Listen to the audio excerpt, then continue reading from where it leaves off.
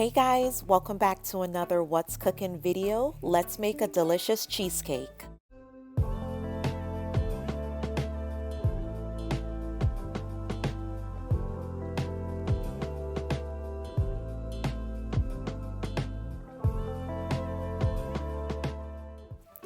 Alright guys, so the first thing I'm going to do is make this simple, delicious graham cracker crust. This crust tastes better than any store-bought crust, and it's only 3 ingredients. You're going to just need 190 grams of crushed graham cracker, 35 grams of sugar, and 75 grams of melted unsalted butter. Get that in a bowl, combine everything until it looks like a sand-like consistency. Once the consistency looks like this, I'm going to grab my 9-inch spring pan, spray it down with some non-stick spray, and I'm also going to add some parchment paper at the bottom to prevent sticking, and then I'm going to add in my crust. I like to use a measuring cup or a spoon to tightly pack the crust on the bottom of the pan and try to get as much to the sides as possible. And then I'm going to put it in a preheated 350-degree oven and allow it to bake anywhere from 8 to 10 minutes. Once my crust is baked, I'm just going to remove it from the oven and allow it to cool to the side while I make the cheesecake filling. So guys, for this filling, all of your ingredients need to be at room temperature. I'm going to use 4 8-ounce blocks of cream cheese, and then I'm going to use my hand mixer to just mix that up. So this filling is so creamy and delicious, but it does require quite a bit of mixing. And guys, the funny thing is I do own a KitchenAid mixer, but I always come back to my hand mixer because I just enjoy using it more. Once I mix the cream cheese up, I'm going to scrape down the sides with my spatula, and then I'm going to add in 1.5 cup of granulated sugar. Then I'm going to mix that in, scrape down the sides to make sure that all of the ingredients are being incorporated in the cream cheese mixture. And then in a separate bowl, I'm going to beat 4 eggs and add them into the cream cheese mixture a little at a time. So guys, each time you add in a little egg to your mixture, you're just going to mix it in just enough so it's combined, and then add in the remaining eggs. And just keep repeating that step until you've added in all your eggs.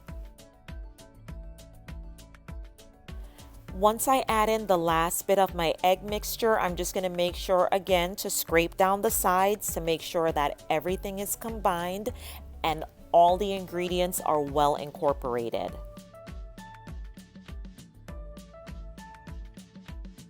Next, I'm going to add in 1/2 teaspoon of salt, 1 tablespoon of vanilla extract, 1/2 cup of heavy cream, 1 cup of sour cream, and 3 tablespoons of freshly squeezed lemon juice.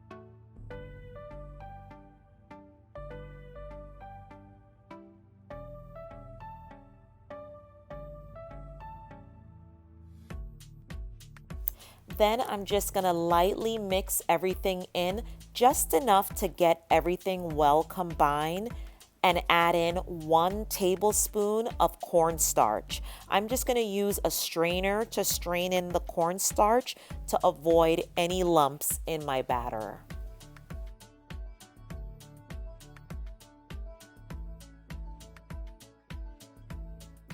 Then I'm just going to lightly mix in the cornstarch, scrape down the sides, and mix it again.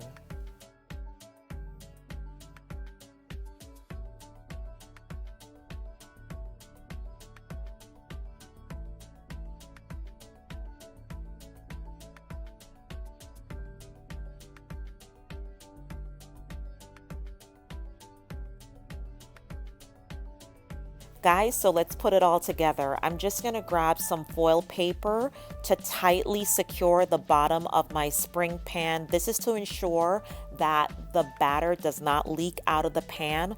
Also, this cheesecake will be baked in a water bath, so this is to also ensure that the water does not enter the baking pan.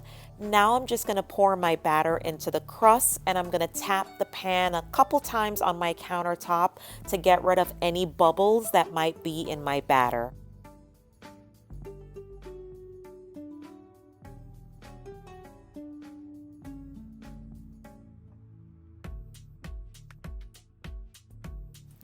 So my oven has been preheated to 325 degrees, and I've also placed a large tray in my oven, and I'm going to fill it with about 1 to 2 inches of boiling hot water.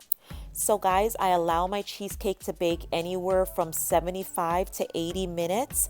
And while it's baking, do not open the oven. Now, as long as you use a 9-inch spring pan and the measurements that I've given you for this cheesecake, it will bake within that time frame. So just allow it to bake.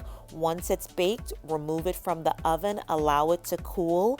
I allowed mine to cool overnight, so I did place it in the fridge before removing it from the spring pan, and then you can top it with anything you'd like. I used some cherry topping, which I loved, and this recipe, guys, was so delicious. So there you have it. Thanks again for taking the time to watch another one of my videos. I'll see you in the next one.